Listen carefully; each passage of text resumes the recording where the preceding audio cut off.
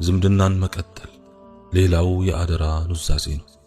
አላህ ስብሓንሁ ወተዓላ እንዲህ ይላል፣ አዑዙ ቢላሂ ሚነ ሸይጣን ረጂም واتقوا الله الذي تساءلون به والأرحام إن الله كان عليكم رقيبا ያንንም በርሱ የምትጠያየቁበትን አላህንና ዝምድናዎችንም ከመቁረጥ ተጠንቀቁ፣ አላህ በእናንተ ላይ ተጠባባቂ ነውና።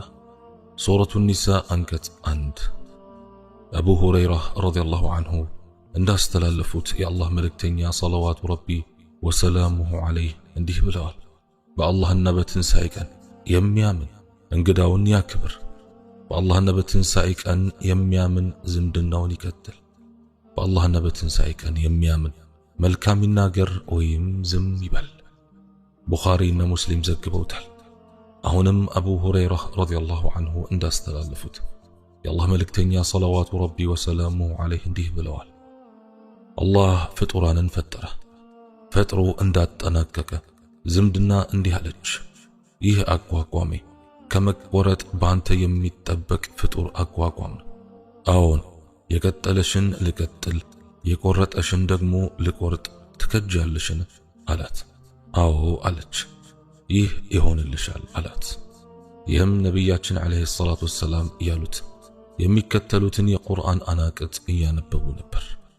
فهل عسيتم إن توليتم أن تفسدوا في الأرض وتقطعوا أرحامكم أولئك الذين لعنهم الله فأصمهم وأعمى أبصارهم بتشومم بمدر لاي معبلاشة زمدناتشونم ماكرة كجلاتشون النزيه الله يرقماتشو ያደነቆራቸው አይኖቻቸውንም ያወራቸው ናቸው።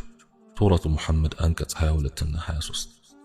አቡ ሁረይራ አላህ መልካም ስራቸውን ይወደድላቸውና እንዳስተላለፉት አንድ ሰው መልእክተኛውን ዓለይሂ ሰላቱ ወሰላም የአላህ መልእክተኛ ሆይ ዘመዶች አሉኝ፣ እቀጥላቸዋለሁ፣ ይቆርጡኛል፣ በጎ እውልላቸዋለሁ፣ ክፉ ይውሉብኛል፣ እታገሳቸዋለሁ፣ መጥፎ ድርጊቶችን ይፈጽሙብኛል አላቸው።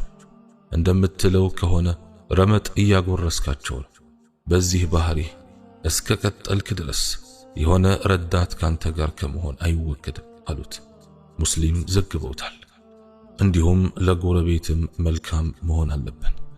አላህ ስብሓንሁ ወተዓላ እንዲህ ይላል፣ وبذي القربى واليتامى والمساكين والجار ذي